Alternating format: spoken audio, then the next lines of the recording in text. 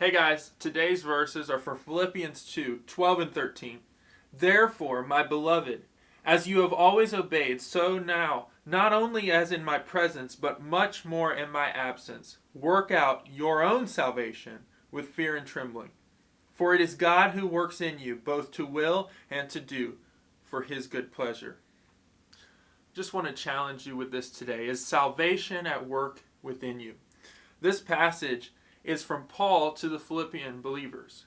And he's telling them to obey the Lord, not just when Paul was present, but when he was absent. It tends to be our drift that when authorities aren't looking and people aren't holding us accountable, that we don't work on stuff. We kind of get lazy. We kind of do what's comfortable. He says, work out your own salvation with fear and trembling. Faith is a process. Salvation and being more like Jesus, sanctification, is a process. We have to work at it. And he says, for it is God who works in you both to will and to do for his good pleasure. Or to will and to work for his good pleasure, depending on your translation.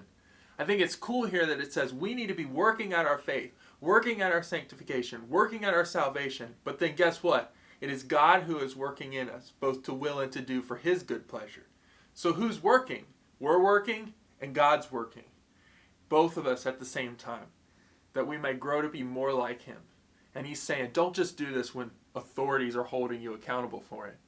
Do it because you're obedient to the God who loves you and saved you.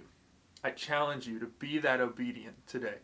Work out your own salvation with fear and trembling.